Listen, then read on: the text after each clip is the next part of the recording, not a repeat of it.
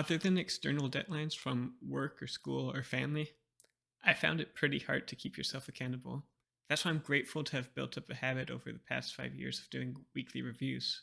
I hope this weekly review of mine will give you some helpful ideas whether you're hoping to start your own self reviews, want to change it up, or just are interested to see how someone else does it. To get set up, the tools we'll need are a to-do list, a calendar, a note-taking app, and optionally a task timer. I use Todoist, Google Calendar, Obsidian Notes, and Toggle Track.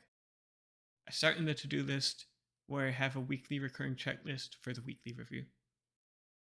This includes checking my email, doing some cleaning of both my desk and physical environment, turning on Do Not Disturb on my phone, and cleaning up any quick tasks to basically neutralize everything that could distract me.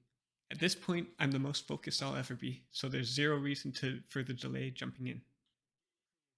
Many people like to take stock of necessities and current obligations before moving on to the creative aspirational part of the review. But I prefer to focus my early energy on thinking about what I want to do rather than what I need to do. That's just what works for me, but find what works for you. The main feature of this part of the review is our reflection note. This is where you can get really creative.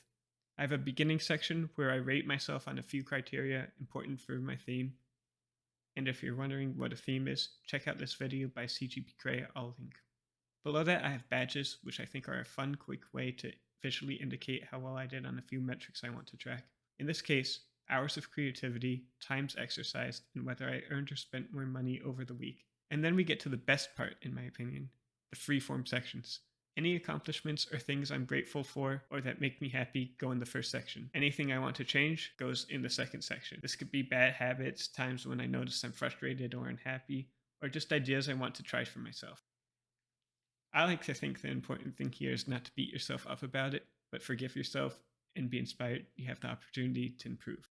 The third section is where I look at last week's review and carry over anything I want to shout out again this week, because sometimes it takes more than one review to get through to me. If there's any time-specific actions I need to take based on what I thought about during this review, that goes in this last actionable task section. That's a nice segue into the final part. Get current. Step 1's easy. Take the tasks and paste them into my to-do list and label them if needed. Step 2 is where I make sure what I want matches up with how I structure what I need. That means checking a few places. First, something I made up called the Personal Aims Hierarchy, which is basically a tier list of where I should be spending my time. I make a new one every year or so, and it starts out basic and then eventually becomes much more detailed.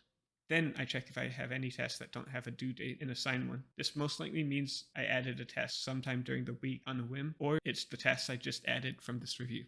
I also check a section I made called Freezer, which is just a list of things I want to do but have no immediate plans to do. If I start to make a plan, I'll put it into the present workflow of tasks, or I might decide something in here isn't actually that important to me and just delete it. Finally, if there's anything overdue that I'm not about to complete, I'll reassign it for a date that makes sense. We're almost done. Now it's just a matter of making sure the to-do list and calendar are up to date for the next week. So every week I like to start off clear, except for this color-coded grid of time blocks, which looks insane, but is actually just a guideline for where I like spending my time routinely during the day. Even if you don't like how cluttered this looks, I'd recommend sitting down at least once and thinking about if some of the parts of your day have levels of energy that fit certain types of activities better than others. For me, having it this detailed just makes it really easy to plug in any tasks in the upcoming to-do list. At this point, I'm feeling pretty happy with how I prep myself, and over this next week, it will feel pretty great to have an organized task list and calendar to rely on to keep me accountable.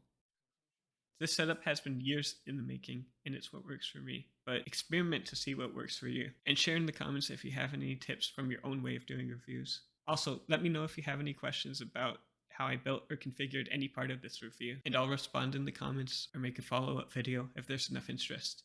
Thanks for watching, and happy reviewing.